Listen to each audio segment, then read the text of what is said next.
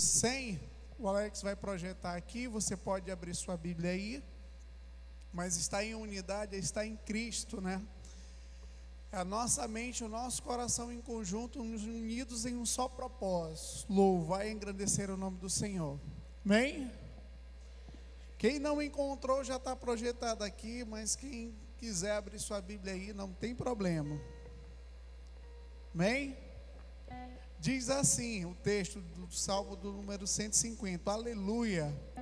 Louvai a Deus do seu santuário, louvai no firmamento, obra do seu poder. Louvai-o pelos seus poderosos feitos, louvai-o consoante a sua muita grandeza. Louvai ao som da trombeta, louvai com saltério e com harpa. Louvai-o com adufes e danças, louvai-o com instrumento de cordas e com flautas. Louvai com símbolos sonoros, louvai com símbolos retumbantes. Todo ser que respira, louve ao Senhor. Vamos todos ler junto o versículo 6. 1, 2, 3 e... Todo ser que respira, louve ao Senhor. Aleluia. Glória a Deus. Irmãos, vocês estão respirando aí? Levante a mão. Amém? Não tem ninguém morto aqui, né? A Bíblia diz que todo ser que respira, louve ao Senhor. Que venha ser o nosso louvor, a nossa adoração diante de Deus, amém? Vamos orar. Senhor, Pai, te apresentamos as nossas vidas. Pai, que o Senhor possa estar falando grandemente aos nossos corações, pois nós respiramos. Te damos louvor, Senhor Deus, pois hoje tem pessoas que estão em leitos de UTI, que não podem respirar da mesma forma que nós, mas respira por aparelhos. Nós te pedimos que o Senhor possa ser com eles. Também nós te louvamos e te agradecemos, meu Pai, pelo privilégio que Tu nos dá, Senhor Deus, de estarmos bons aqui, te louvando, te engrandecendo e respirando, Senhor. Por isso, Pai, nós te entregamos esse culto. Faz a Tua vontade, faz o Teu querer. Fala aquilo que Tu queres aos nossos corações, Pai, pois precisamos ouvir a Tua voz. E que nós possamos respirar essa noite, Pai, o Teu ar, aquilo que Tu queres para as nossas vidas, em nome de Jesus, amém. Vamos repetir de novo o verso 6. Todo ser que respira, louve ao Senhor. Louvemos ao Senhor.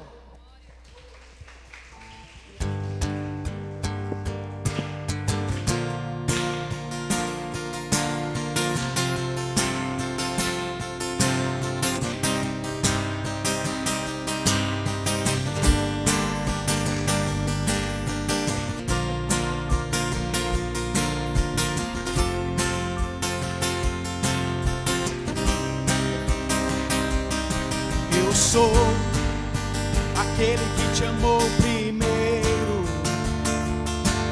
Eu sou aquele que te viu em terra muito seca. Diga! Eu sou aquele que desceu do céu e se entregou. Foi por amor. As palmas!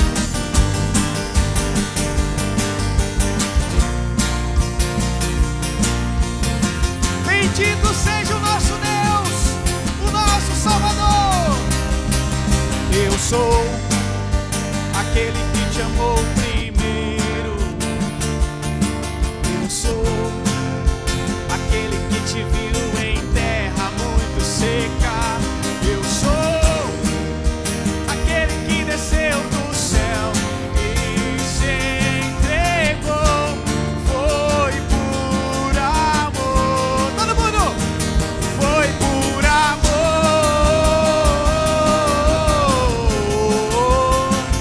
Foi por amor.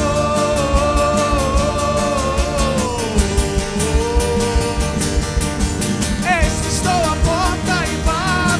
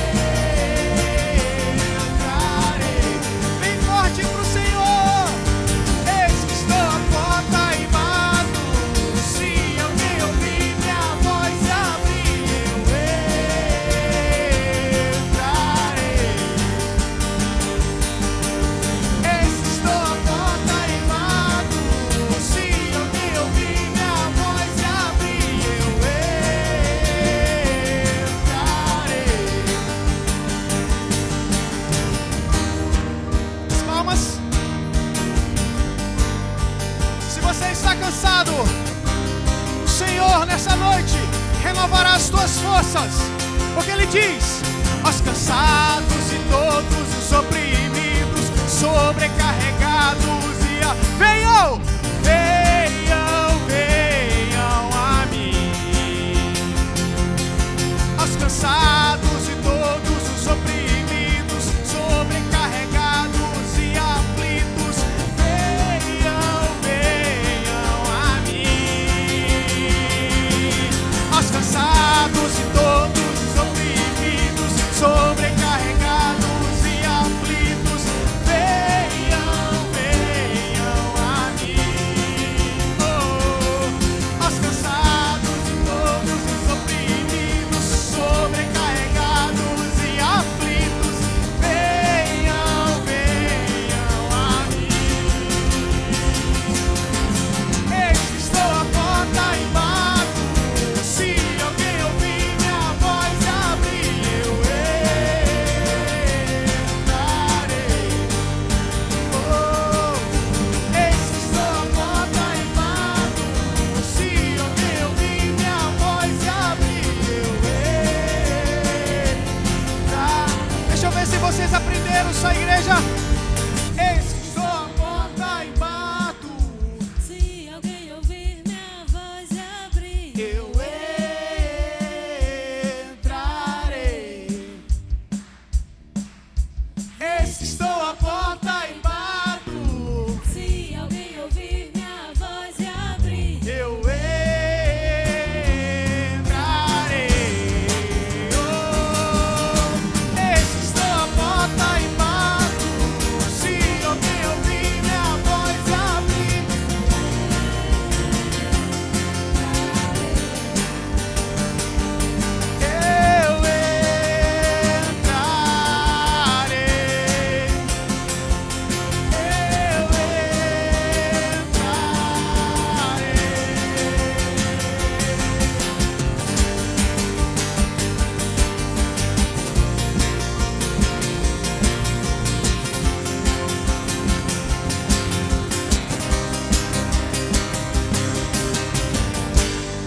Oh, glória a Deus, aleluia!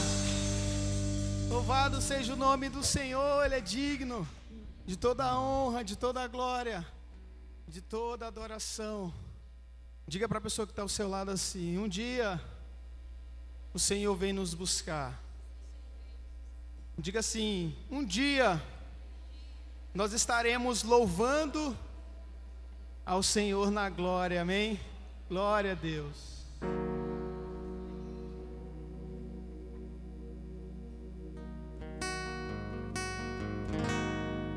és adorado entre nós, tão desejado aqui, mas nada se comparará com a glória que há de vir. Oh, oh, oh. Eu não sou daqui, pra casa voltarei. Ele vem me buscar e com ele eu irei. Eu não sou daqui, pra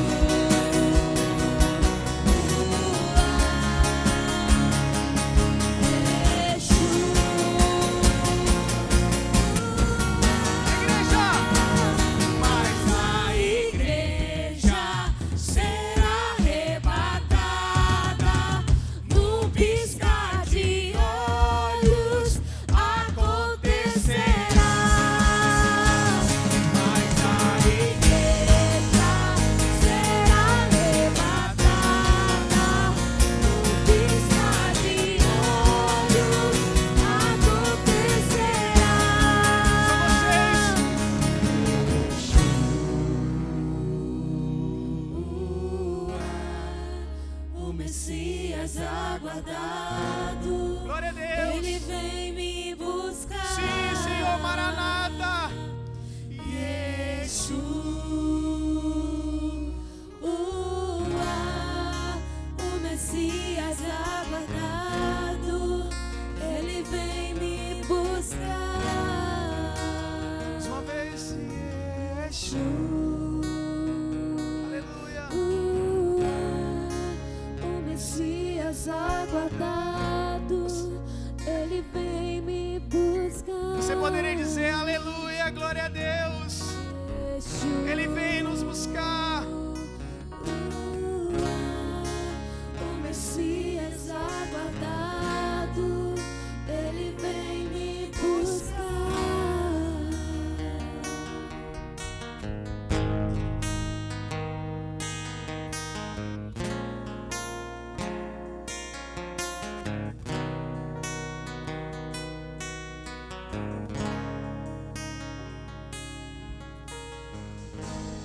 Glória a Deus, Senhor, aleluia.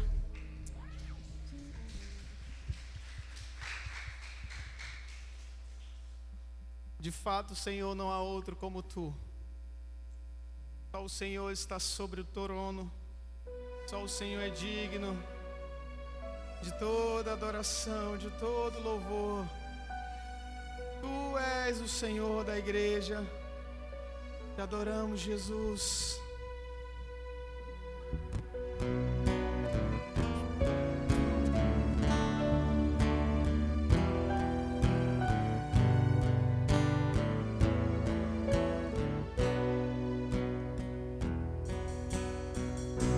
Sobre o trono está Jesus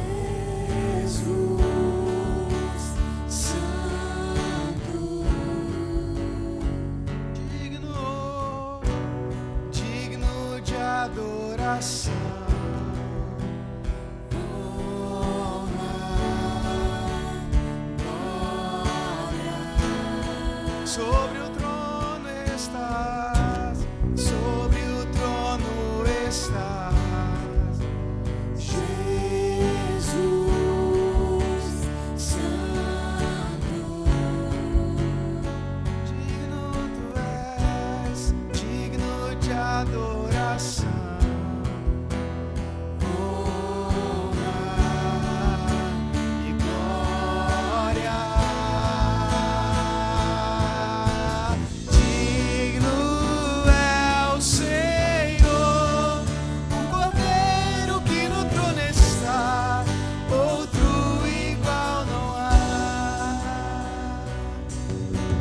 Toda a criação, só a Ele rende adoração, outro igual não há. Sobre o trono está Jesus Santo, digno tu és, digno de adoração.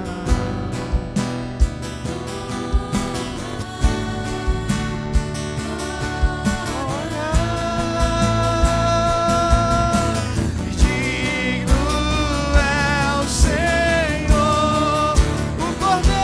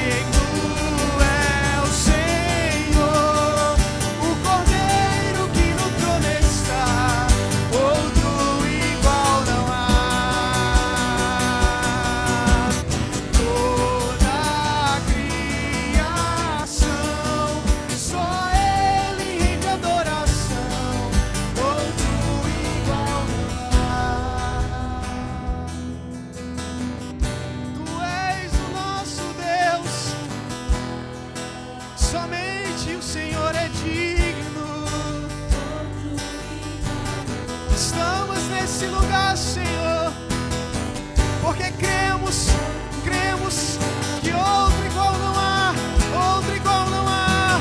Só tu és digno, só tu és digno, só tu és o Santo. Digno é o Senhor, o Cordeiro que no trono está, outro igual não há. Toda a criação, só Ele rende adoração, outro igual não há. Só a igreja digno, digno é o Senhor, o Cordeiro que no trono está, outro igual não há. Toda a criação, só Ele rende adoração, outro igual não há. Dá pra fazer mais uma vez? Digno é o Senhor, O Cordeiro que no trono está, outro igual não há. Toda a criação, toda a criação, só Ele rende adoração, outro igual não há.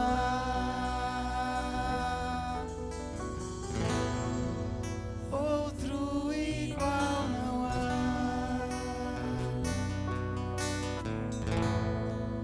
Outro igual não há.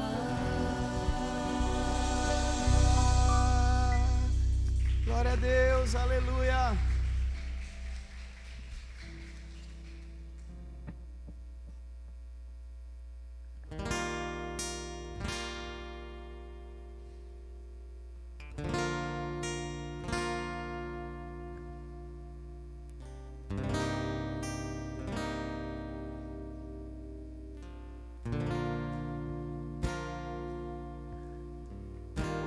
A profundidade das riquezas, da sabedoria e do conhecimento de Deus. Quão insondáveis são os teus juízos, quão impenetráveis os teus caminhos. Quem, pois, conheceu a mente do Senhor? Ou quem foi seu conselheiro? Ou quem primeiro deu a ele para ser restituído?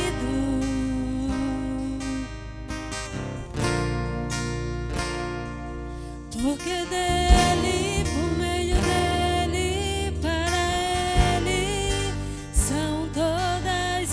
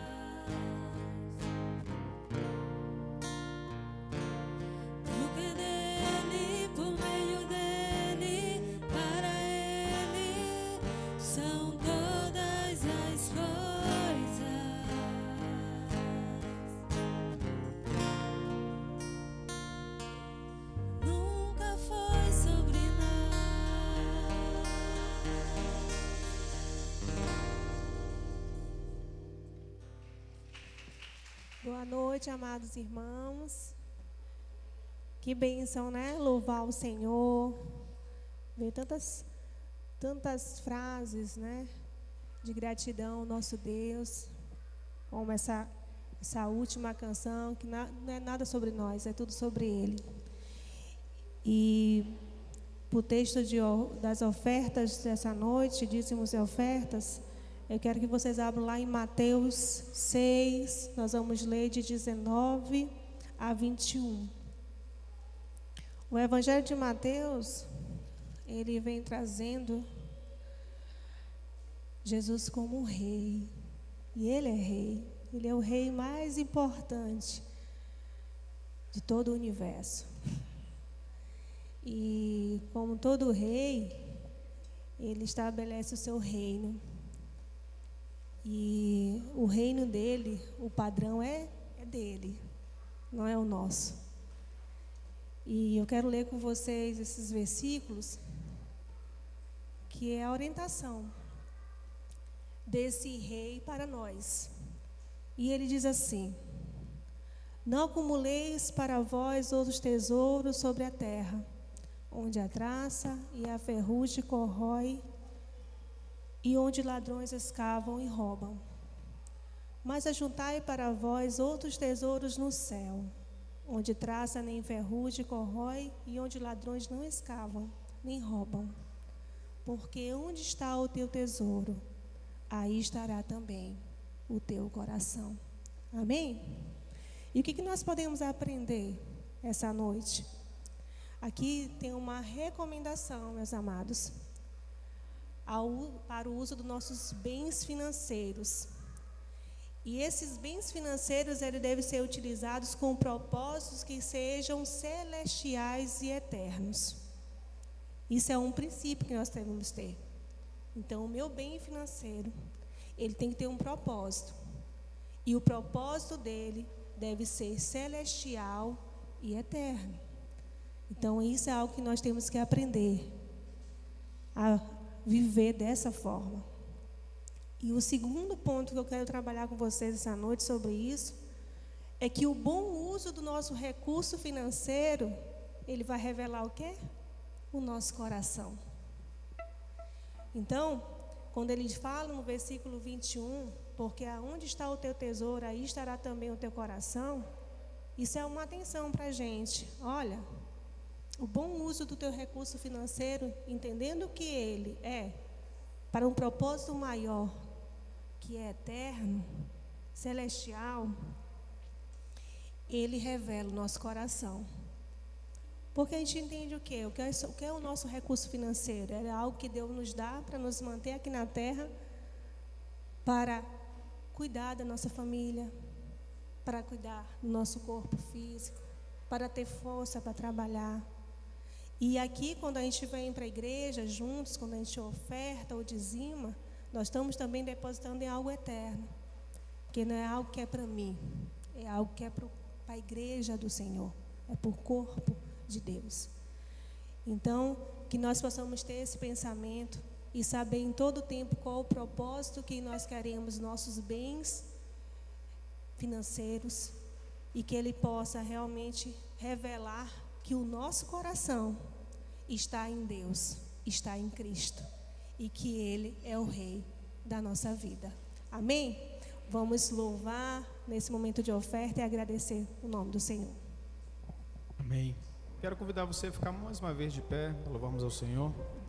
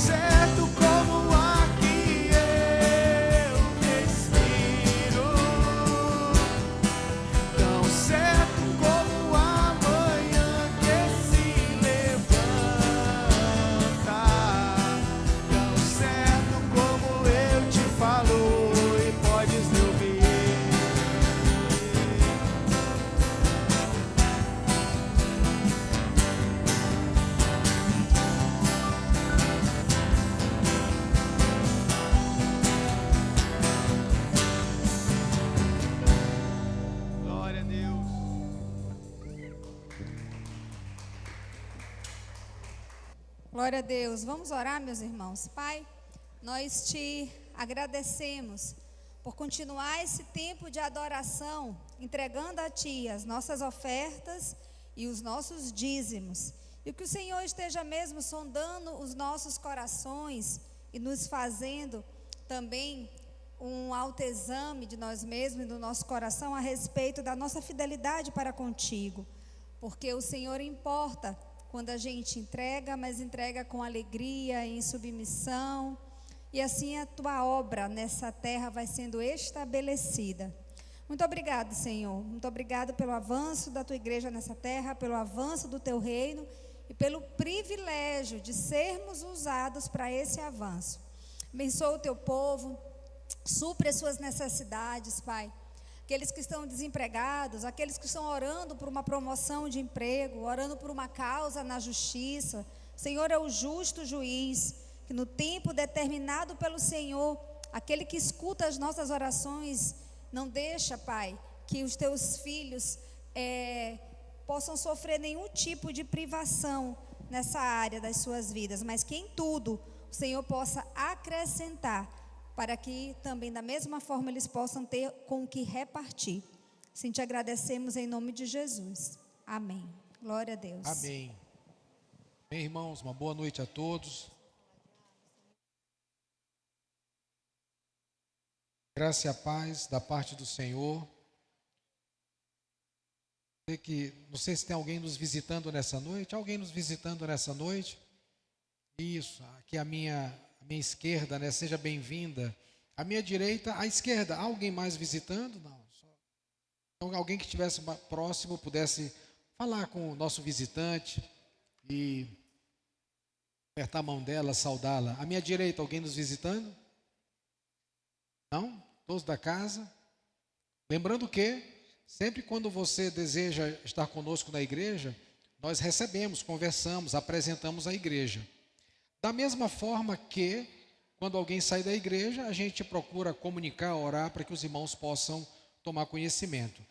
Nessa semana, eu fui procurado por Alisson e o Alisson, né, que me comunicaram que estão saindo da igreja e vão congregar numa igreja ali no Sol e Mar, né, a Vinho Novo. E nós estivemos conversando, abençoando a vida deles. Quando os irmãos encontrarem Alisson e o Alisson, os irmãos saberão que eles estão congregando em outro lugar, né? E a nossa oração é que os irmãos permaneçam sempre firmes na fé, firmes no Senhor Jesus. Tá bom? Meus queridos irmãos, mesmo assentados, vamos abrir as nossas Bíblias em 1 Reis, capítulo 19. Primeiro livro dos Reis, capítulo 19. E nós iremos ler do verso 1 ao verso 18. Como são 18 versículos, os irmãos podem ficar assentados enquanto nós fazemos essa leitura. 1 Reis, capítulo 19, do verso 1 ao verso 18. Todos acharam? Digo amém. Vamos proceder com a leitura então. Acabe fez saber a Jezabel tudo quanto Elias havia feito e como matara todos os profetas à espada. Então Jezabel mandou um mensageiro a Elias a dizer-lhe: façam-me os deuses, como lhes aprouvesse amanhã a estas horas, não fizer eu a tua vida como fizeste a cada um deles. Temendo, pois, Elias, levantou-se e para salvar a sua vida, se foi e chegou a Berseba, que pertence a Judá, e ali deixou o seu moço. Ele mesmo, porém, se foi ao deserto, caminho de um dia, e veio e se assentou debaixo de um zimbro, e pediu para si a morte, e disse: basta, toma agora, ó Senhor, a minha alma, pois não sou melhor do que meus pais. Deitou-se e dormiu debaixo do zimbro. Eis que um anjo o tocou e lhe disse: levanta-te e come. Olhou ele e viu junto à cabeceira um pão cozido sobre pedras em brasa e uma botija de água. Comeu, bebeu e tornou a dormir. Voltou segunda vez o anjo do Senhor, tocou-lhe e lhe disse: levanta-te e come, porque o caminho te será sobremodo longo. Levantou-se, pois, comeu e bebeu, e com a força daquela comida, caminhou 40 dias e 40 noites até Horebe, o monte de Deus. Ali entrou numa caverna onde passou a noite, e eis que lhe veio a palavra do Senhor e lhe disse: que fazes aqui, Elias? Ele respondeu: tenho sido zeloso pelo Senhor, Deus dos exércitos, porque os filhos de Israel deixaram a tua aliança, derribaram os teus altares e mataram os teus profetas à espada. E eu fiquei só, e procuram tirar-me a vida. Disse-lhe Deus: sai e põe-te nesse monte perante o Senhor. Eis que passava o Senhor, e um grande e forte vento fendia os montes e despedaçava as penhas diante do Senhor. Porém, o Senhor não estava no vento. Depois do vento, um terremoto, mas o Senhor não estava no terremoto. Depois do terremoto, um fogo, mas o Senhor não estava no fogo. E depois do fogo, um cicio tranquilo e suave. Ouvindo Elias, envolveu o rosto no seu manto, e saindo, pôs-se à entrada da caverna. E eis que lhe veio uma voz e lhe disse: que fazes aqui, Elias?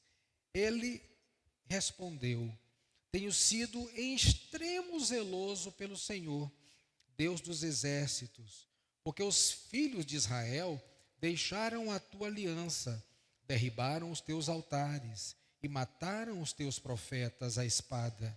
E eu fiquei só, e procuram tirar-me a vida. Disse-lhe o Senhor: vai, volta ao teu caminho para o deserto de Damasco, e chegando lá, unge a Azael, rei sobre a Síria, a Jeú, filho de Ninsi, ungirás rei sobre Israel, e também Eliseu, filho de Zafate, de Abel Meolá, ungirás sobre em teu lugar. Quem escapar à espada de Israel, Jeú matará. Quem escapar à espada de Jeú, Eliseu matará. Também conservei em Israel 7.000, todos os joelhos que não se dobraram a Baal, e toda a boca que não o beijou. Oremos. Pai, muito obrigado pela tua palavra, Senhor. Nós já lemos o elemento inerrante. Agora, o que nós te pedimos, Pai, como igreja, é que o Senhor possa ajudar o elemento errante, primeiramente perdoando os seus pecados, Pai. E, consequentemente, usando o vaso de barro para o louvor da tua própria glória, para que, como nós já cantamos nessa noite, afirmamos nessa noite, não é nada sobre nós, é tudo sobre o Senhor. Então, que seja de fato sobre o Senhor, na vida do povo do Senhor.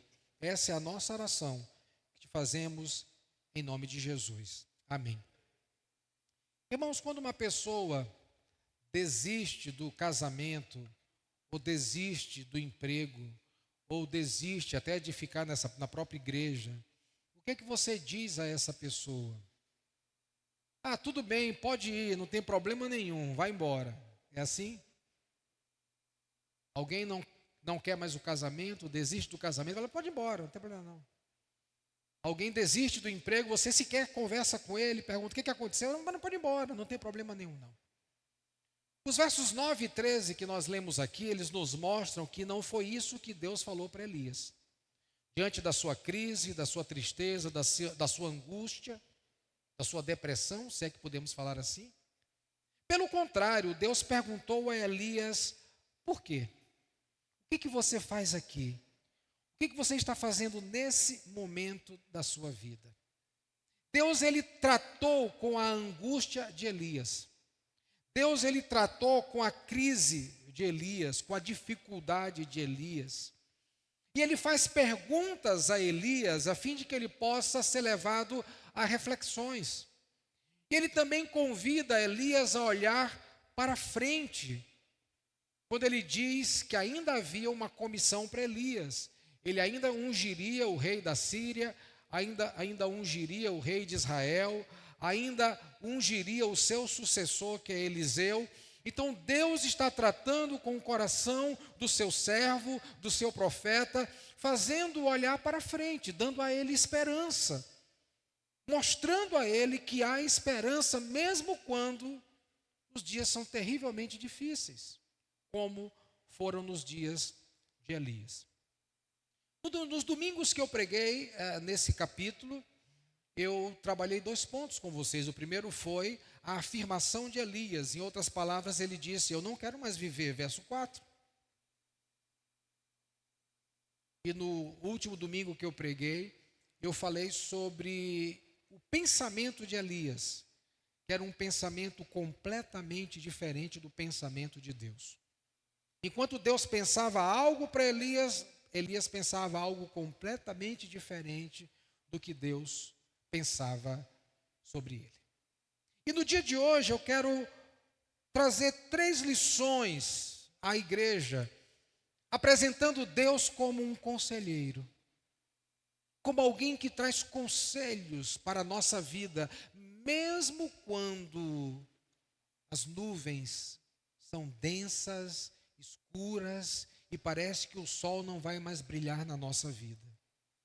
Mesmo quando os problemas se avolumam ao ponto de parecer que eles não terão mais solução nenhuma.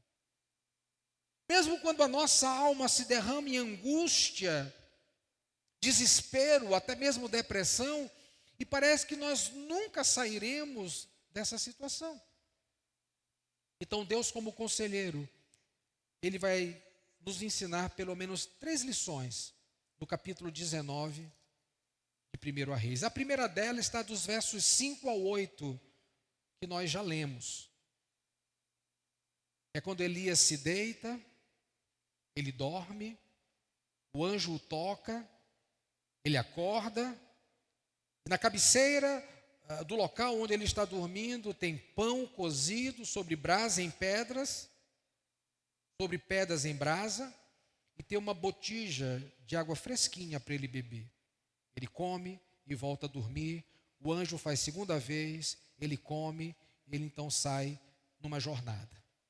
E a primeira lição que nós podemos aprender aqui, irmãos, sobre Deus como conselheiro, é que assim como Elias, nós precisamos das manifestações da graça de Deus na nossa vida. Todo aquele que sofre, todo aquele que está em apuros, todo aquele que está angustiado, todo aquele que está vivendo momentos densos na alma, como Elias, ele precisa da manifestação dos sinais da graça de Deus.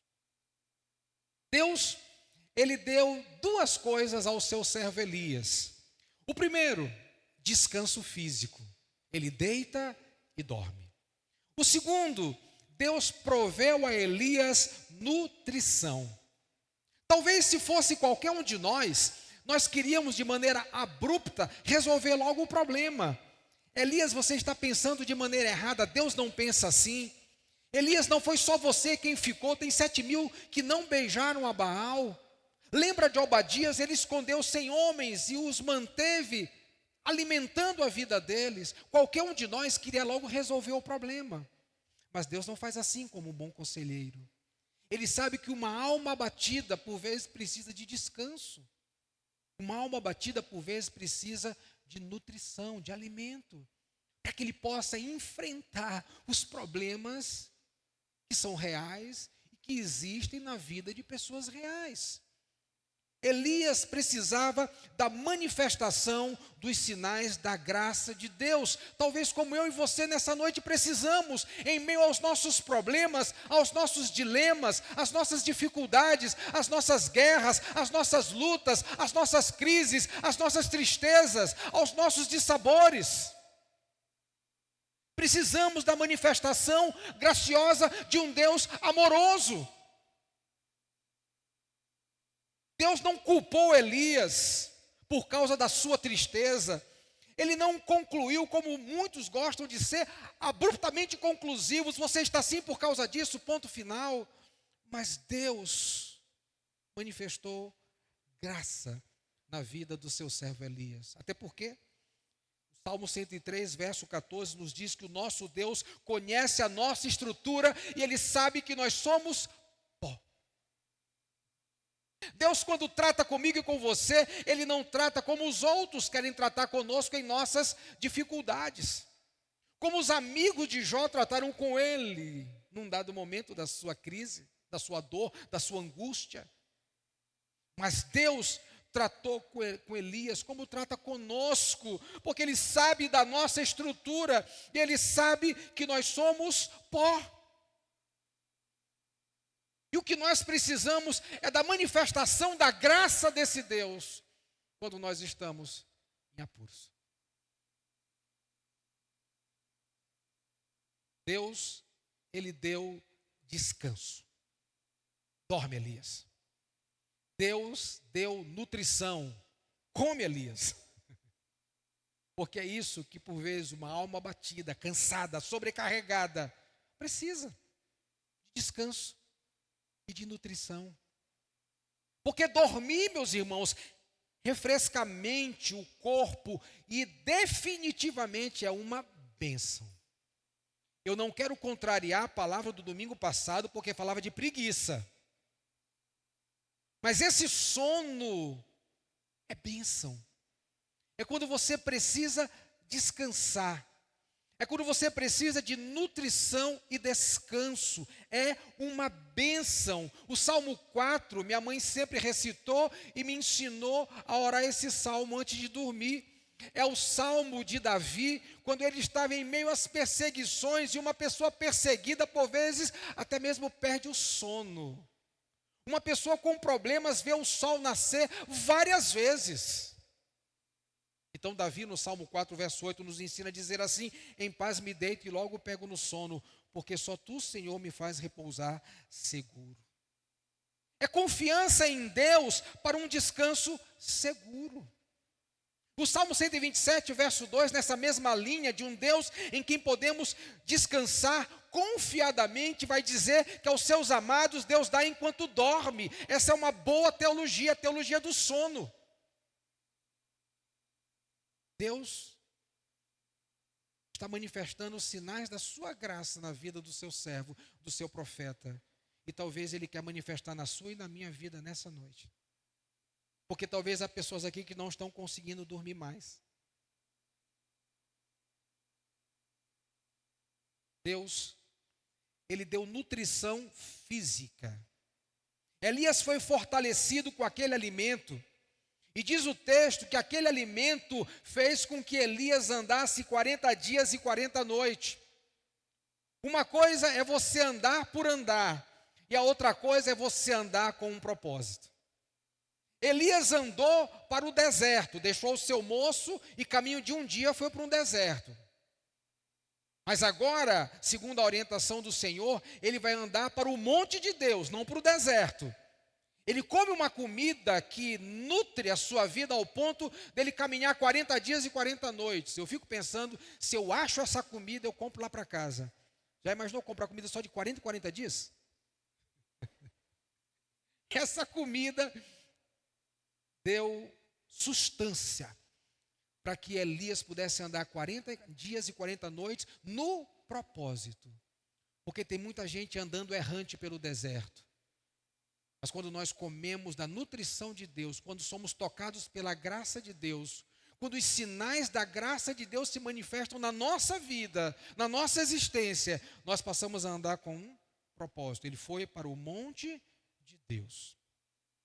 Em Mateus capítulo 4, verso 4, quando Jesus está sendo tentado pelo príncipe das trevas, Satanás, ele recita Deuteronômios, quando ele diz a Satanás que o tenta, que o induz a transformar pedra em pães. Imagina um homem que está passando 40 dias em jejum, sem comer nada, e a sugestão satânica é: transforma pães em pão, e Jesus poderia fazer isso facilmente, só que ele estava numa consagração.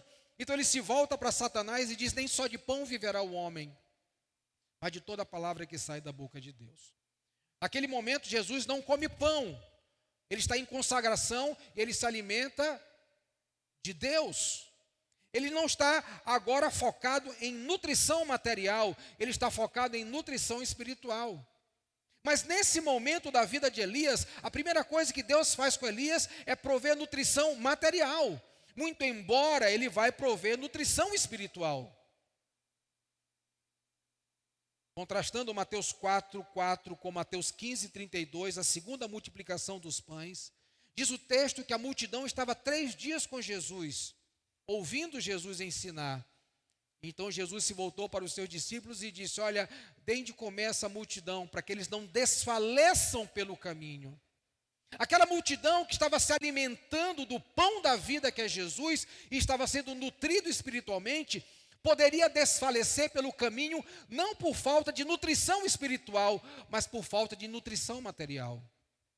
Portanto, quando alguém está desanimado, enfraquecido, como Elias, vivendo à luz dos seus problemas, essa pessoa precisa do toque da graça do Senhor. E é isso que Deus, como um bom conselheiro, está fazendo, manifestando os sinais da graça de Deus na sua vida. Ele está provendo nutrição física, como aquela multidão precisava de nutrição física para não desfalecer pelo caminho. Como talvez você que está dentro de uma máquina de lavar, você não sabe em que posição você está da vida, mas está vivendo a vida de qualquer maneira, tem que dar um stop nessa máquina, tirar você de lá e te deixar dormindo e te alimentar para que você possa pensar melhor os problemas da vida. Nutrição e descanso é necessário na vida de alguém que está com a sua alma abatida. Em Tiago capítulo 2, verso 16, quando o Tiago está falando sobre fé prática, e é interessante perceber que a fé prática dele nos convida a colocar foco na nutrição, e isso é graça de Deus derramada em favor de alguém. E Tiago então vai dizer nos versos 16, 15 e 16, que se você encontrar alguém despido, desnudo, se você encontrar alguém faminto e disser apenas a ele, vá e Deus te abençoe, você não fez nada.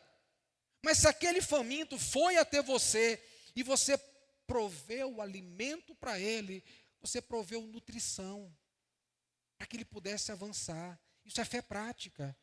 O que está acontecendo com Elias, o que por vezes precisa acontecer conosco, é simplesmente sermos tocados pela graça de Deus.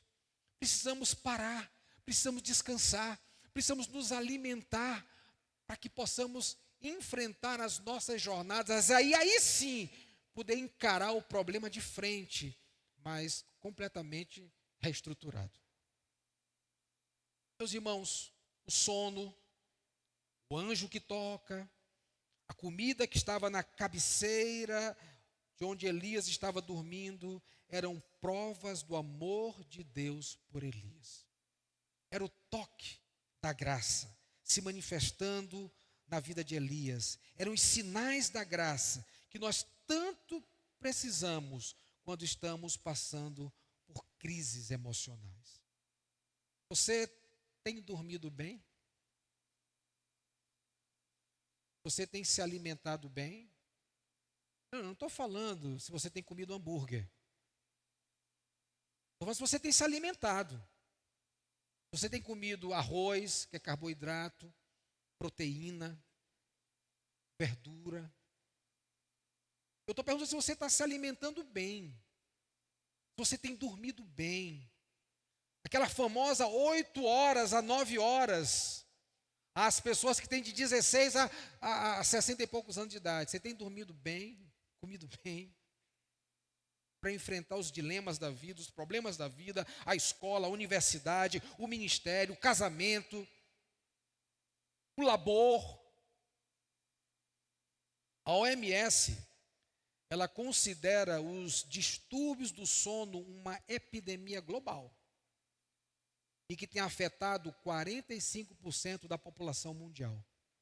45% das pessoas no mundo estão tendo a sua saúde física e mental impactadas pelo distúrbio do sono. Aí o nosso Deus olha para Elias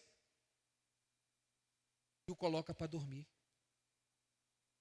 Dá uma boa comida e manifesta graça na vida de um homem que está vivendo um dilema.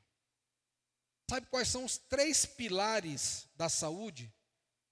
É tudo isso que está acontecendo aqui. É sono e Elias dorme. É exercício físico e Elias anda. E o terceiro é nutrição e Elias come. Essa tríade vai te fazer bem. Essa tríade vai te fazer bem. Você precisa dormir. Comece a partir de hoje a recitar o Salmo 4. Em paz me deito e logo pego no sono. Porque só tu, Senhor, pode me fazer repousar seguro. A partir de amanhã, se matricule na academia, vai e não sai. Vai e não sai. Porque você tem se matriculado naquela vai e sai. Vai e não sai. Aí você se matricula e começa a fazer atividade física. Vai te fazer bem. Você vai liberar hormônios que vai te deixar melhor, não é isso, Décio? Bem melhor. E a outra coisa, coma bem. Se alimente bem. Coma verdura. Coma alface. Coma brócolis. Coma arroz. Coma uma carne. Um peixe. Ômega 3. Coma. Deu até fome aqui agora. Elias tem o toque da manifestação da graça de Deus. E talvez nesse lugar tem pessoas cansadas e sobrecarregadas pelos dilemas e problemas da vida. E o que essas pessoas, como eu, precisam é do toque da graça de Deus. Segundo lugar, a segunda lição que nós podemos aprender com Deus como conselheiro estão nos versos 9 e 13. Quando o Senhor pergunta a Elias, o que fazes aqui? E no verso 13 ele repete essa pergunta, o que fazes aqui? A segunda lição que nós podemos aprender com Deus como um conselheiro é que um conselheiro, ele precisa levantar informações. Ele precisa fazer perguntas. Ele precisa fazer o inventário daquela pessoa com quem ele está conversando, que está vivendo um dilema, que está vivendo um problema. E aqui nós temos de adolescentes à terceira idade. E cada idade tem os seus problemas. Cada idade tem os seus dilemas. Não adianta você olhar para um adolescente e dizer, bom é ser adolescente, porque aqui que tem problema. Quem te disse? Você conhece o coração do adolescente? Certamente se você disse isso é porque você não conhece o coração de um adolescente. Quando eu olho um problema no adolescente, a primeira coisa que eu faço é lembrar, eu já fui adolescente. E como adolescente eu tive problemas, eu dei problema. Eu dei trabalho para os outros, eu fui problema para os outros. Então eu sei o que é ser um adolescente. Então todo momento da vida nós iremos enfrentar os nossos problemas, mas um bom conselheiro, ele procura levantar as informações. Deus, ele primeiramente cuida do físico de Elias, come, dorme, anda, mas agora ele vai cuidar da alma do seu servo. E ele fez isso por meio de uma pergunta, e quase a mesma pergunta que o primeiro pecador da história da humanidade também ouviu da parte de Deus em Gênesis 3:9, Adão. Quando após o seu pecado, Deus pergunta a Adão, Adão, onde você está? Essas perguntas são relevantes, essas perguntas são importantes, esse inventário é necessário, essas informações são cirúrgicas para que a alma seja tratada. E por que Deus fez isso? Por que Deus fez essas perguntas, tanto a Elias quanto a Adão? E pode fazer a mim e a você, porque Ele não nos deixa sozinhos em meio aos nossos problemas. Elias repetidas vezes disse, eu estou sozinho. E Deus fez a pergunta para dizer a Elias, você não está sozinho. Adão, embora tivesse pecado contra Deus, Deus foi ao encontro de Adão e disse, o que aconteceu, Adão? E em meio ao pecado, Adão pôde perceber que ele não estava sozinho. Deus estava lá perguntando-o, fazendo o inventário, fazendo a pergunta de quem quer identificar o problema e, por sua vez, resolvê-lo também. Percebam que Deus, como conselheiro, é muito diferente da gente. A gente gasta 1 segundo de conversa e já conclui. Enquanto que Deus está preparando o terreno. Deus não é precipitado. Embora Ele tenha um meio para resolver, Mas ele primeiro restaura as forças físicas do seu profeta, renova a sua força, dá a ele alimento, e agora com o físico preparado para encarar os problemas, ele vai trabalhar a alma fazendo perguntas reflexivas, perguntas que levarão o aconselhado a refletir sobre a sua vida, sobre os dilemas, sobre as questões. E Deus, quando faz essa pergunta, é isso: você não está sozinho no seu problema, eu estou com você. E é por isso que eu estou aqui te perguntando. Nesse diálogo, Deus pergunta, mas também escuta a perspectiva do seu servo. E aprendendo com Deus como um bom conselheiro, no aconselhamento, nós precisamos olhar para o problema, nós precisamos escutar sobre o problema e precisamos falar sobre o problema, mas com quem pode prover solução. Por isso Colossenses 3,16 diz: aconselhai-vos. É verdade, mutuamente, é tarefa do corpo, mas o pré-requisito é: eu não falo de mim mesmo, eu não falo o que eu penso, eu não falo o que dá na cabeça, eu não falo o que está na moda, eu não falo o que o aconselhado quer ouvir, mas eu falo a palavra de Deus. Por isso ela habita ricamente em meu coração. Deus está ouvindo o problema, Deus está enxergando o problema, Deus está escutando o problema sobre a perspectiva de Elias. As informações estão sendo levantadas para que a solução possa ser providenciada. Quando nós olhamos para Adão e Elias, nós vamos perceber, comparando esses dois pecadores, que eles falaram. Adão disse para Deus: Deus, eu só pequei porque tu me deste essa mulher. Deus está ouvindo isso. Deus não repreende Adão. Ah, é? Poderia ter te tirado essa mulher então. Porque se eu não tivesse essa mulher, Deus não teria pecado. Olha só, a perspectiva de Adão com relação ao problema. Não é ele, é a mulher. Elias, ele diz um monte de coisa. Ele fala que é zeloso, e de fato ele é zeloso, um homem piedoso. Ele estava lá, nas trincheiras da sua guerra espiritual, em nome do Senhor, é verdade. Mas ele começa a falar um monte de coisa que não são verdades, do tipo: eu fiquei sozinho. Esqueceu de Obadias, que guardou 100? Esqueceu dos 7.000 que não beijaram a Baal? Mas Deus está enxergando a perspectiva de Elias. E um bom conselheiro, ele procura enxergar a perspectiva do aconselhado.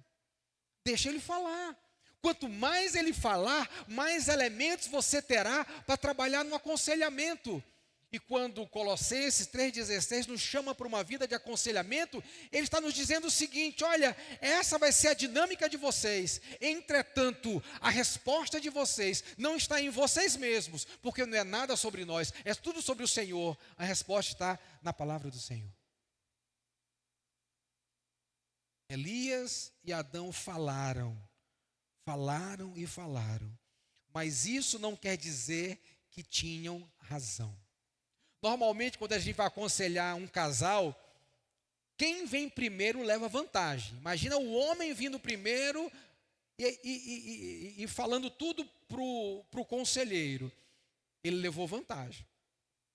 Quando ele termina a fala dele, a vontade que dá é de ir na mulher e você diz assim para ela: você tem que amar mais esse santo varão. Olha, esse santo varão me disse isso, aquilo, outro. Você tem que amar mais esse homem. Mas você só escutou um lado, só uma face da moeda. Não se tira conclusões escutando só um lado. Você só poderá tirar conclusões escutando um lado muitas vezes e o outro lado diversas vezes. Aí você vai conseguir tirar suas conclusões. Por essa razão, meus irmãos, é necessário ouvir, é necessário escutar, é necessário inventariar o problema para que possamos chegar a uma solução. Então Adão e Elias, eles falaram à vontade, mas isso não quer dizer que eles tinham razão, porque Deus sempre sabe todas as coisas, mas ainda assim Deus pergunta: por que você está aqui, Adão? Por que você está aqui, Elias? Por que você está sentindo isso? Por que, Caim, que você está irado? por que você está me perseguindo, Paulo? Por que eu e você estamos vivendo isso na nossa perspectiva? O Senhor sempre nos pergunta, o que não quer dizer que o que falamos nós temos razão. O Salmo 139, verso 9, diz assim: e ainda a palavra não me chegou à língua, e tu, Senhor, já a conheces. Deus conhece o nosso coração. Deus conhece o que estamos passando. Mas por que Ele nos pergunta? Porque na verdade não é Deus quem precisa refletir, somos nós que precisamos refletir e mudar, porque Deus é imutável. Somos nós que precisamos de restauração em nosso coração e na nossa alma. Deus é imutável. Por essa razão, Deus, como conselheiro, Ele está aqui levantando as informações. Quando você for aconselhar alguém, ou você tem que ter uma boa memória, ou um bom caderno e uma boa caneta, para que você possa anotar, ouvir, escutar, não se precipitar no falar, deixar a pessoa refletir sobre a perspectiva dele. E aí, com a palavra do Senhor, que conhece tudo que está naquele coração, sem que uma só palavra tenha sido proferida, vai trabalhar aquela alma, vai restaurar aquela vida, como a vida de Elias também foi restaurada. Você já participou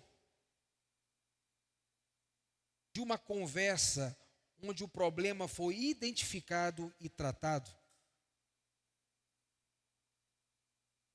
Já participou disso? Uma conversa, um aconselhamento, uma reunião, onde o problema foi identificado e foi tratado. Lá de 2 Samuel, capítulo 12, verso 6, fazia 1 ano que Davi não era repreendido pelo adultério contra Betseba, e ele estava vivendo a vida dele numa boa. Porque a gente, às vezes, com a mente cauterizada, vive a vida no pecado numa boa, como se tudo estivesse bem, e não está. Mas Deus sabe, Deus vê, Deus conhece. Mas para a gente está numa boa. Até que um dia Natã foi até a presença de Davi, e ele chegou com muita estratégia, com muita cautela, e começou a contar uma história. Olha, Davi, ali tinha um homem, que ele tinha uma ovelhinha, e o sujeito que tinha muitas foi lá e pegou a ovelhinha dele. O que você acha disso, Davi? Davi ficou tão indignado que ele falou assim: esse homem deve morrer. Não está certo isso. Como é que um sujeito tem uma só ovelhinha, o outro tem 100? Aí o que tem 100, não satisfeito com as 100, vai lá e pega daquele sujeito que só tem uma. Esse sujeito é um sujeito indigno, ele tem que morrer. Ele não pode mais estar sobre a face da terra. E ficou indignado. E eu e você ficaríamos do mesmo jeito. Só que tem um detalhe. Essa pessoa era Davi. Essa pessoa era Davi. Então naquele dia, o Senhor levantou Natã para uma conversa onde o problema foi identificado. Percebam que a parábola contada por Natã fez com que Davi ele fosse levado a uma reflexão. A pergunta de Deus a Adão e Eva os levou a uma reflexão, e a palavra do Senhor no aconselhamento vai nos levar a uma reflexão também. E a gente pode ficar tão indignado com como Davi ficou, mas com a reflexão, o que a gente vai perceber é que nós somos o pecador, não é outra pessoa. E isso aconteceu com Davi.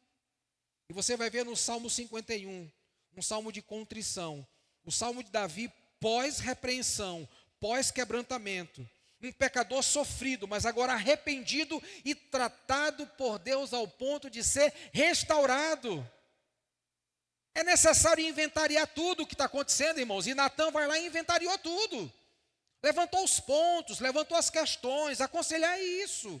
É você identificar o problema, mapeá-lo para poder tratá-lo. Não é tratar sem conhecimento de causa, mas é mapear para saber em que terreno você está pisando, com o que você está lidando. Nós aprendemos isso, não é com o melhor conselheiro, não é com Bob Somerville, não é com Timothy Keller, nós estamos aprendendo isso com Deus. Foi Deus quem fez isso.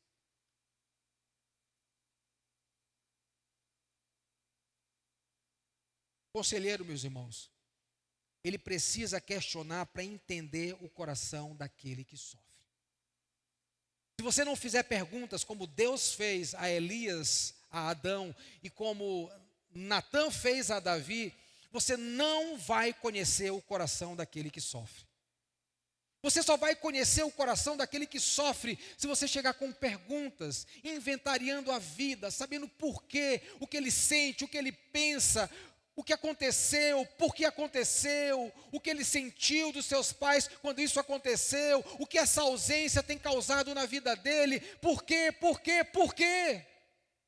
Quando você faz essas perguntas, quando você questiona, você está procurando entender o coração daquele que sofre.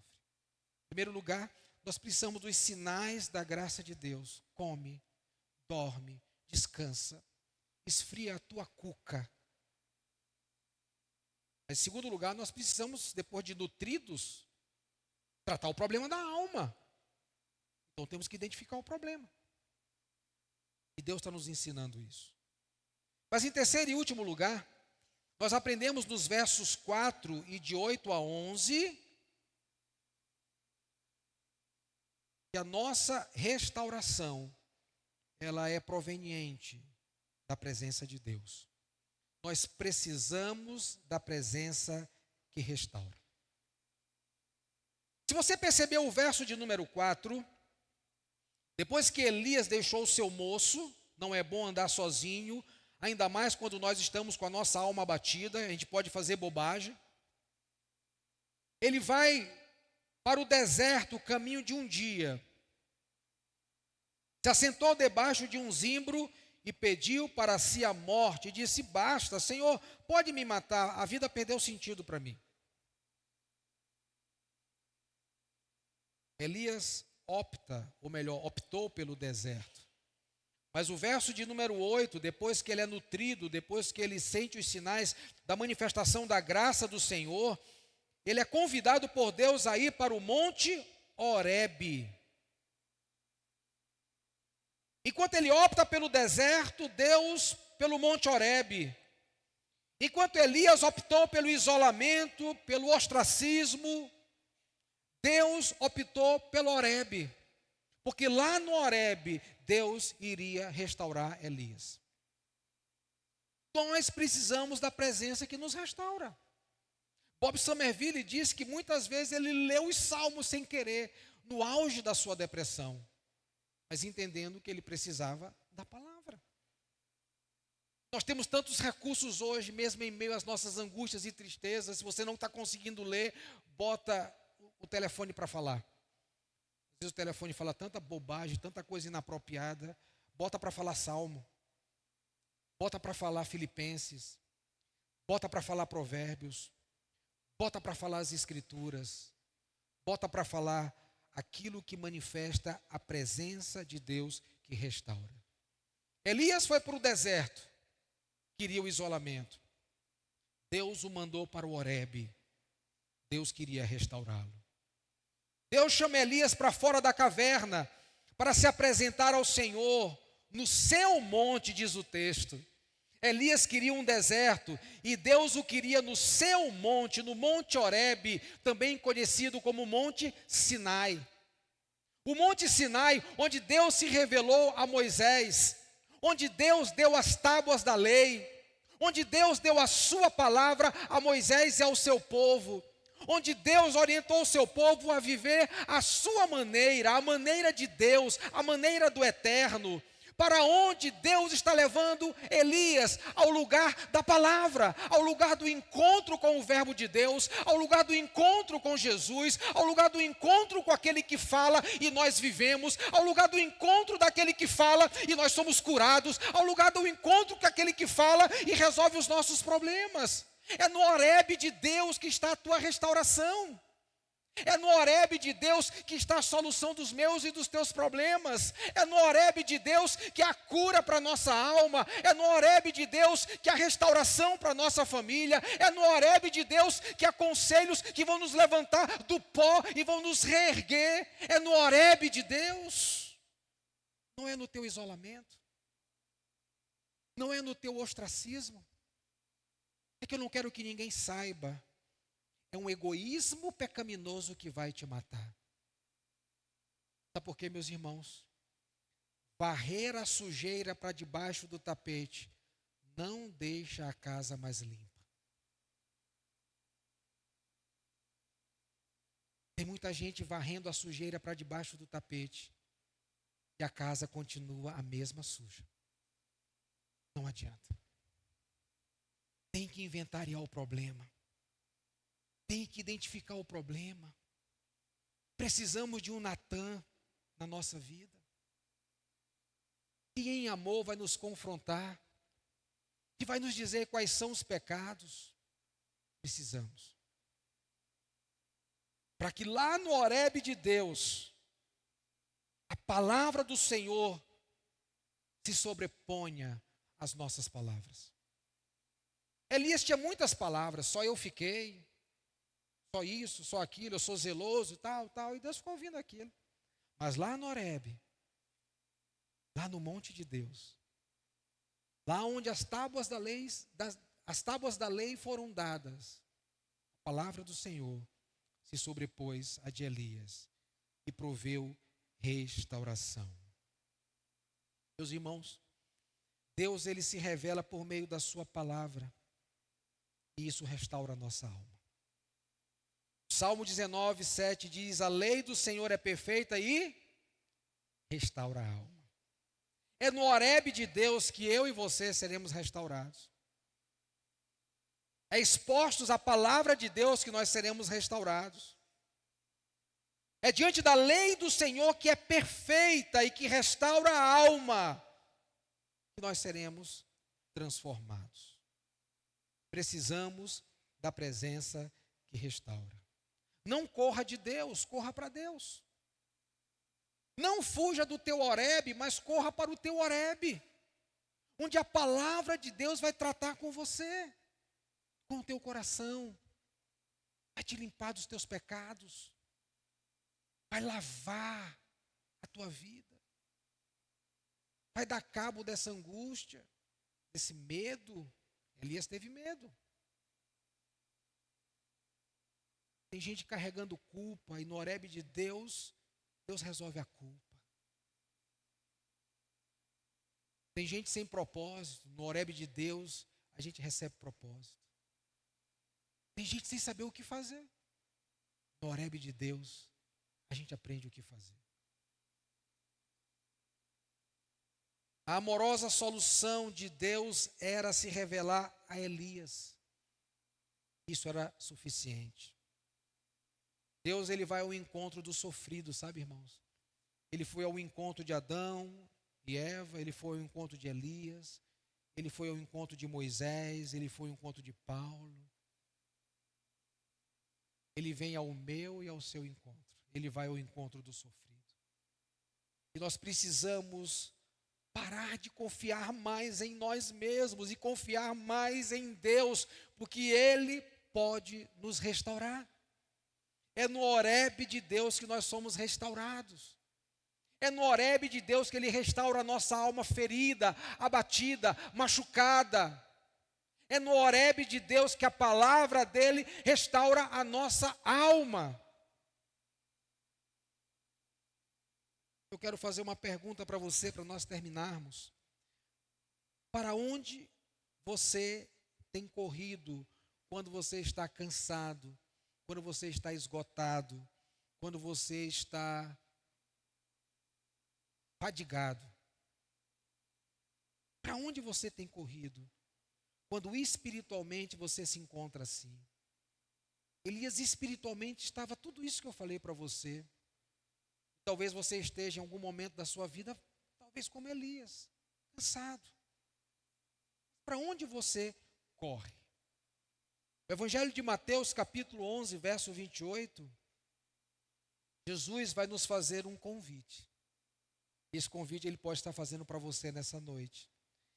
Ele diz: vinde a mim todos os que estáis cansados e sobrecarregados, e eu vos aliviarei. Porque é no Horebe de Deus que nós encontramos com Jesus que troca os fardos. E pega o nosso, coloca sobre ele, pega o dele e coloca sobre nós. Esse convite, ele é no Horebe de Deus que nós encontramos com Jesus que troca os fardos. E pega o nosso, coloca sobre ele, pega o dele e coloca sobre nós. Esse convite, ele é no Horebe de Deus que nós encontramos com Jesus que troca os fardos. E pega o nosso, coloca sobre ele, pega o dele e coloca sobre nós. É um convite para que você possa não apenas correr, mas correr com um propósito, correr na direção certa, correr para o alvo, correr para aquele sim que pode restaurar a sua alma. Os problemas já estão inventariados. Todos nós sabemos os nossos problemas.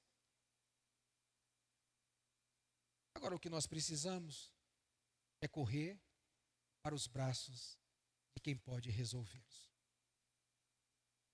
Verso 29 diz: tomai sobre vós o meu jugo e aprendei de mim, porque sou manso e humilde de coração, e achareis descanso para a vossa alma. O verdadeiro descanso é encontrado quando nós nos aproximamos de Jesus. Corra para Jesus. Corra para Jesus. Não corra de Jesus, mas corra para Jesus. A expressão do Salmo 23, para quem deseja restauração, está no verso 2, quando Davi diz assim: ele me faz repousar em pastos verdejantes e leva-me para junto das águas de descanso. Refrigera minha alma e guia-me pelas veredas da justiça por amor do seu nome. Essa é a expressão de quem deseja restauração. Por isso, não corra com muita gente que está correndo de Deus. Elias correu de Deus. Adão se escondeu, ele correu de Deus. Paulo estava perseguindo a igreja, não sabia o que ele estava correndo de Deus, até que Deus foi ao encontro dele. Talvez você nessa noite tenha corrido de Deus, mas eu quero fazer um convite para você que tem enfrentado os teus problemas, os teus dilemas, as tuas crises. Corra para Deus. E eu termino destacando Hebreus capítulo 12, verso 1, quando o autor de Hebreus diz: portanto, também nós, visto que temos a rodear-nos tão grande nuvem de testemunho. Essas nuvens de testemunhos são aqueles testemunhos dos heróis da fé que estão no capítulo 11. Aqueles testemunhos encorajam qualquer pessoa. O testemunho de Abraão, de Moisés, de todos que estão naquela galeria da fé. Aqueles testemunhos encorajam o cristão a correr para Deus. Ele diz então: desembaraçando-nos de todo o peso e do pecado que tenazmente nos assedia, corramos com perseverança a carreira que nos está proposta, olhando firme para o autor e consumador da fé, Jesus, o qual em troca da alegria que lhe estava proposta, suportou a cruz, não fazendo caso da ignomínia, ou seja, da desonra, da humilhação, e está sentado à destra do trono de Deus. Sabe onde está a tua restauração? Está na direção para onde você corre. É quando você corre para Deus. É quando você corre para o teu Horebe. É quando você corre essa carreira aqui, olhando firme para o autor e consumador da tua fé. E tendo em Jesus o exemplo para enfrentar as provações da vida, porque ele suportou a cruz, mesmo sendo um lugar de humilhação, desonroso, mas ele fez isso por nós, e agora ele se torna o nosso exemplo para os enfrentamentos que nós temos na vida. Porém, nós não os enfrentamos sozinhos. Nós estamos olhando fixos numa direção. Nós estamos correndo com um propósito. Nós estamos olhando para o nosso Horebe. Nós estamos olhando para o nosso Salvador. Deus, como conselheiro, nos ensina que precisamos da manifestação da graça. Precisamos inventariar os nossos problemas. Precisamos correr na direção de quem restaura a nossa alma. Todos nós aqui precisamos de descanso, de nutrição, da graça de Deus, para enfrentar e confrontar o que vivemos e sentimos. Mas tudo isso é possível quando nós corremos na direção de Deus. Fique em pé comigo nessa noite. Vamos orar.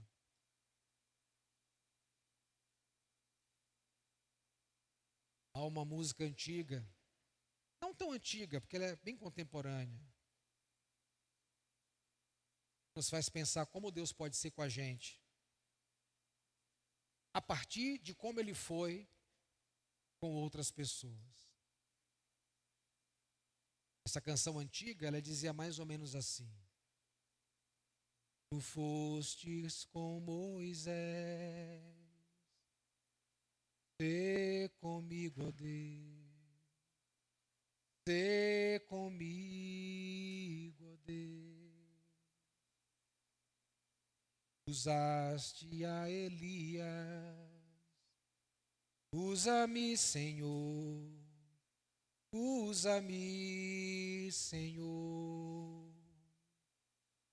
Toque em mim, Senhor Jesus, toque em mim.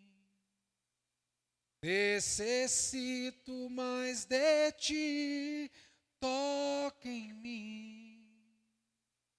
Se quiseres me usar, eu estou aqui.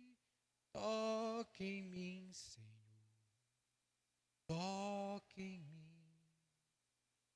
Apenas toque. Como tu fostes com Moisés, sê comigo, ó Deus, sê comigo, ó Deus. Como tocastes em Isaías, como tocaste em Isaías, toque em mim, Senhor, toque em mim, Senhor, toque em mim, Senhor Jesus, toque em mim. Necessito mais de ti, toque em mim. Se quiseres me usar, eu estou aqui. Toque em mim, Senhor, toque em mim, apenas toque em mim.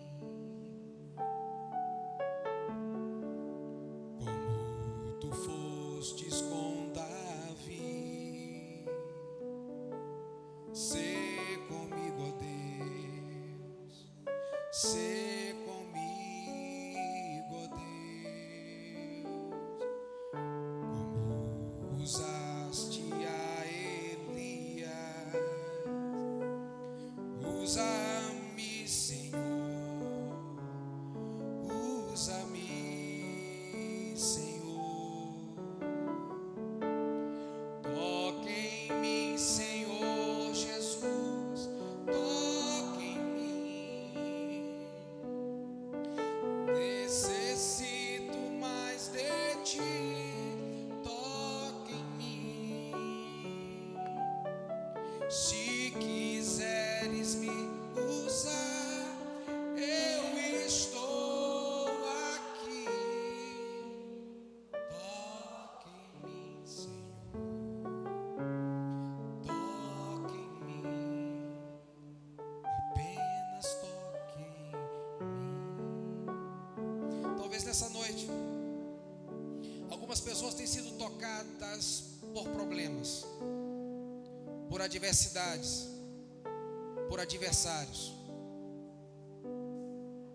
Mas eu queria nessa noite te convidar para fazer desse lugar o Horebe de Deus, o lugar onde Deus nos toca, porque Ele já inventariou todos os nossos problemas, como Ele sabia os de Elias. Mas a nossa restauração está no toque daquele que conhece o vaso de barro, o toque daquele que sabe que nós somos pó, que nós não podemos suportar se Ele não nos for suporte. Talvez nessa noite você tenha sido tocado por problemas na área econômica, na área sentimental, na área emocional, na área conjugal. Talvez você tenha sido tocado por problemas na área relacional, talvez no trabalho, talvez fora dele, talvez na universidade, talvez dentro de casa, talvez fora de casa. E esses problemas têm abatido a tua alma. Mas eu queria que você, nesse culto, entendesse que os sinais da graça de Deus, eles estão na tua vida e na minha vida. A nutrição da parte de Deus para a nossa alma, como também para o nosso corpo. A toque do Senhor para nos acordar e nos colocar numa rota onde há propósito. Vai para o Horebe, sai do deserto. O deserto não é o teu lugar. O isolamento não é o teu lugar. Varrer essa sujeira para debaixo do tapete não torna a casa mais limpa. Não torna o teu coração mais limpo. Não confessar isso, como diz Tiago, a alguém que pode te ajudar com conselhos bíblicos, não torna você mais puro, mais santo. Pelo contrário, só fez você varrer a sujeira para debaixo do tapete. A minha sujeira pode estar debaixo do tapete, como a sua também. Mas quando nós confessamos, quando inventariamos a nossa vida, a quem pode nos dar conselho, e conselhos bíblicos, esses conselhos nos levam para o Horebe de Deus, onde Deus nos restaura. Talvez há pessoas nessa noite precisando de um toque de restauração da parte de Deus, numa dessas áreas que eu falei. E talvez você está tão convencido de que não precisa da restauração de Deus, que você já tem dado nome aos pecados. Você é grosso, aí você diz, não, porque no trabalho estão me pressionando muito. Não, mas você é grosso. Não é o teu trabalho. Não era Abel. Era o coração de Caim o problema. Então você está tão cauterizado com a tua mente que você já coloca a culpa nos outros, já não faz o inventário com a pergunta do Deus que sabe tudo, mas que quer te levar a reflexões. Por que, Adão, você está aqui? Por que, Elias? Por que, Caim, que você está sentindo isso? Por que, Tito, você está andando por esse caminho? Por que você está pensando sobre a vida dessa maneira? Por que você está agindo e reagindo dessa maneira? Deus está fazendo perguntas para você nessa noite. O problema não é o teu trabalho, é o teu coração. Porque você vai sempre ter um trabalho que te pressiona. Mas você não é obrigado a ter um coração que destila amargura. Você vai sempre ter um chefe bom e um chefe ruim. Mas essa não é a razão porque você vai chegando em casa dando patada no cachorro, patada em todo mundo. É o teu coração. Mas cadê o inventário desse coração? Cadê o inventário dele? Cadê o teu Natan? Que amorosamente, cautelosamente chega lá e diz, olha, tem um cara que fez assim. E te leva a uma reflexão tão absurda, tão objetiva, que levou Davi a dizer, mata esse cara. Esse cara é você. Ele nunca tinha parado que ele era esse cara. Parado para pensar que ele era esse cara. E talvez você nunca parou para pensar que você é esse grosseirão, essa grosseirona dentro de casa. Porque te falta um Natan para inventariar a tua vida, a minha vida. Porque eu também preciso de inventário. O Senhor quer nos tocar nessa noite com o toque da sua graça. Eu queria convidar aqui à frente só aqueles que já inventariaram os seus problemas e estão lutando com eles, seja em que área for. Eu quero fazer desse lugar aqui à frente o nosso Horebe, o meu Horebe, onde a palavra de Deus pode lavar a nossa alma, onde a comida de Deus vai nutrir a nossa vida ao ponto de nós caminharmos com propósito.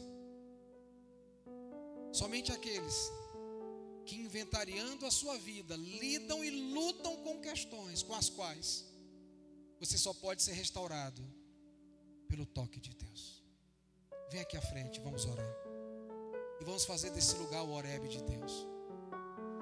Para que você nunca mais diga que o teu problema é o teu chefe, que o teu problema é a escassez financeira, que o teu problema é a tua esposa, como disse Adão a Deus, e culpou Deus da esposa. Que o teu problema são os teus filhos, porque eles nunca fazem o que você manda, o que você quer. Que o teu problema é o trânsito, ele te deixa irritado, então você chega em casa cuspindo fogo. Você que tem inventariado o teu problema, vem aqui à frente. Vem para o Horebe de Deus. Vem para o Horebe de Deus. Venha ser tocado pela graça do Senhor que nos envolve nessa noite. Pelo amor de um Deus misericordioso. O Horebe de Deus é aquele lugar que Deus nos leva. Não para nos deixar lá. Não para nos levar por levar. Mas porque Ele quer restaurar a nossa vida. Talvez você tenha vivido algum drama na sua existência, em alguma área da sua vida. Venha para cá. Mas se está tudo bem para você, se o inventário não faz sentido para você, se você vai continuar colocando a culpa no juiz, no técnico do time, por isso está dando tudo errado. Se você vai chegar em casa, então você já tem justificativa para ser grosso, para ser bruto, para ser irritado. O Horebe de Deus não é o teu lugar. Porque o Horebe de Deus é só para aqueles que inventariaram a sua vida. E eles reconhecem: eu preciso da graça de Deus, do toque de Deus. Em que área? Vocês que estão aqui na frente, fale para si mesmo. Como se Deus estivesse perguntando a você, como fez a Elias, como fez a Adão: o que fazes aqui? Apresenta ao Senhor o que te faz estar aqui. Senhor, o que me faz estar aqui? 2 pontos. É isso.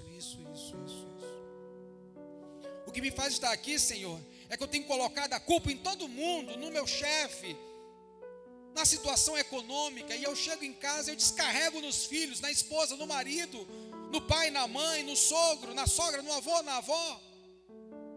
Quando na verdade é o meu coração que precisa mudar, Senhor. Ainda que o meu chefe não mude, ainda que a circunstância não mude, mas o meu coração em relação ao Senhor precisa mudar. Então eu preciso do toque daquele que me chama para o Horebe, para o lugar da palavra de Deus que direciona o meu coração. Senhor, eu rogo nessa noite, Pai, diante do que cada um desses irmãos e irmãs colocam na tua presença, Deus. Colocam diante do Senhor, Pai. Áreas da sua vida, Pai, que somente por meio da tua graça podem mudar, Senhor. Áreas da sua vida que somente por meio do teu toque podem mudar, Senhor. Circunstâncias que não vão mudar porque elas querem simplesmente mudar, mas vão mudar porque a tua graça, Pai, o teu toque, Deus, vai trazer algo novo. Vai tirar a angústia, vai remover a pedra, vai tirar a crise, vai tirar a depressão, a tristeza profunda, a falta de sentido na vida. É o teu toque, Senhor, que vai fazendo isso, Pai. Assim como tu levastes Elias ao Horebe e o mandou voltar, agora com uma comissão, vai ungir, vai trabalhar, vai fazer, porque o teu tempo não acabou. Assim seja, Pai, na nossa vida, que esse problema não acabe com a nossa história, porque a nossa história não acaba quando o problema quer, porque quem tem a última palavra na nossa vida é o Senhor. É o Senhor. Por essa razão nós estamos diante daquele que tem a última palavra na nossa vida. Visita o teu povo com a tua graça, Senhor. Visita o teu povo, Senhor Deus, com a manifestação da tua bondade, do teu amor, Pai. O Senhor tocou a Moisés, aquele homem que sequer sabia falar. O Senhor tocou a Isaías, ele teve uma consciência profunda do pecado diante da tua glória. O Senhor tocou Davi,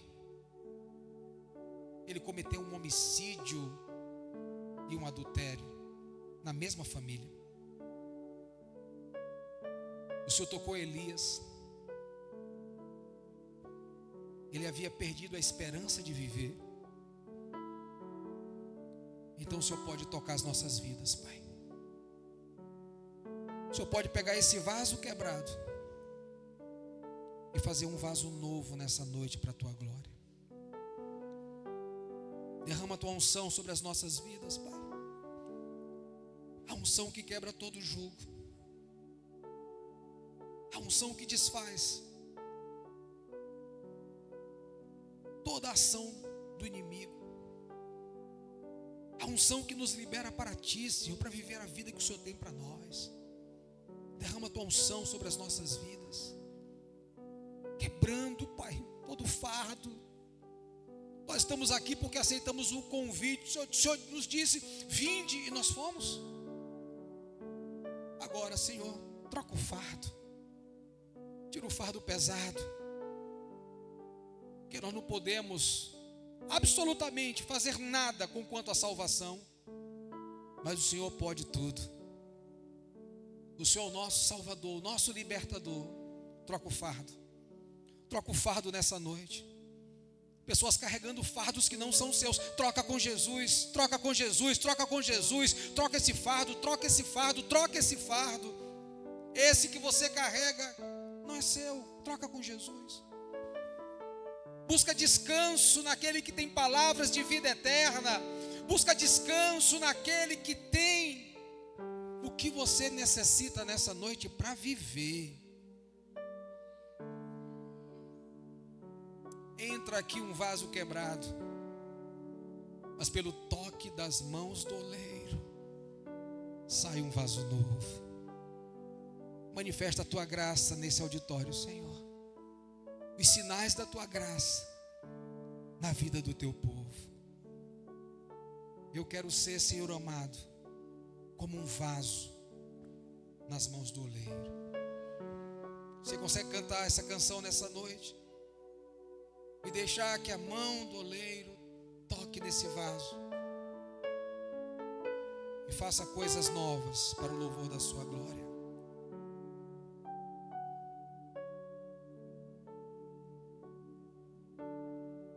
Eu quero ser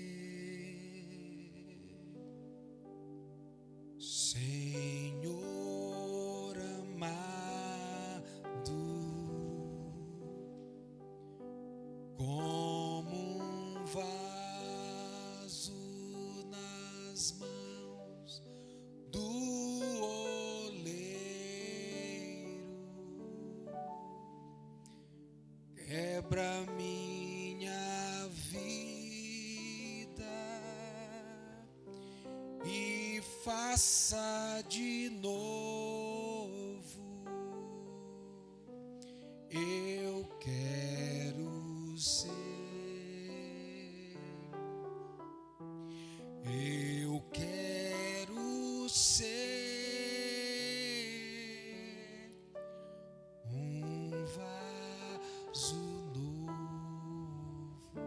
Deixa a graça de Deus tocar o teu coração nessa noite. Deixa Ele fazer coisas novas onde só havia coisas velhas. Deixa Ele restaurar onde haviam coisas quebradas. Deixa a mão do oleiro transformar, restaurar, trabalhar na tua vida.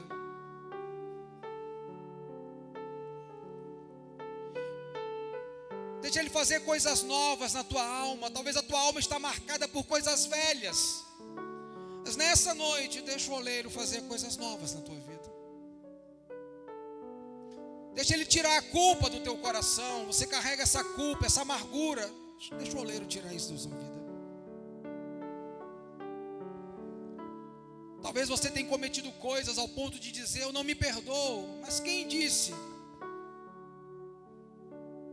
Se o Senhor te perdoar os pecados, quem disse que você não é passivo de perdão? Você? Você não é Deus?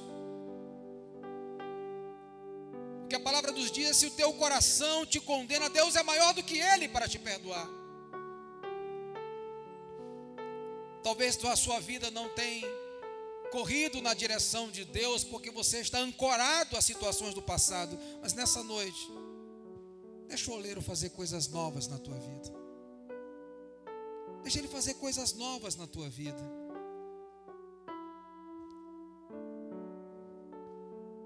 Há uma palavra em 1 João que diz: se confessarmos os nossos pecados, Ele é fiel e justo para nos perdoar. E talvez você já se deparou com uma situação de pecado em que você diz: não, mas não tem como resolver isso. Você não é maior do que Deus. Ele disse e confiado na sua palavra, nós nos apropriamos do perdão, porque Ele foi quem disse que nos perdoaria. E talvez você fez coisas das quais você se envergonha, ou das quais você diz não há perdão. Mas o Senhor é aquele que nos toca com a sua graça e nos perdoa. Deixa a graça do Senhor ministrar a tua alma agora, o teu coração.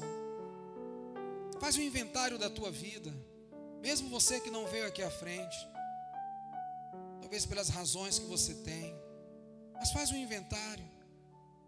Deixa o conselheiro supremo te fazer perguntas nessa noite e te levar a algumas reflexões com quanto ao teu modo de ser, ao teu modo de falar, ao teu modo de se expressar, ao teu modo de agir, dentro, fora de casa, na igreja, fora da igreja. Deixa o Senhor te fazer perguntas e inventariar a tua vida. Ele te conhece. Ainda que a palavra não saia dos teus lábios, Ele conhece. Deixa Ele inventariar a tua vida, como Ele fez com Elias, como Ele quer fazer conosco nessa noite. Senhor, toca-nos com a tua graça, Pai. Toca-nos com a tua graça, Pai. Espírito Santo, toca-nos com a tua graça nessa noite. Queremos sair daqui não mais como um vaso quebrado, mas como um vaso restaurado. Restaurado pelo toque da tua palavra, pelo toque das mãos do oleiro, que nos transforma, que nos dá uma vida abundante, que nos dá uma vida vitoriosa. E por isso em Ti nós podemos falar que somos mais do que vencedores. Por essa razão, Senhor, toca-nos nessa noite. Que a graça, a paz, o amor de Deus e as ricas consolações do Espírito sejam com todos os amados do Pai, hoje e sempre. Amém. Glória a Deus.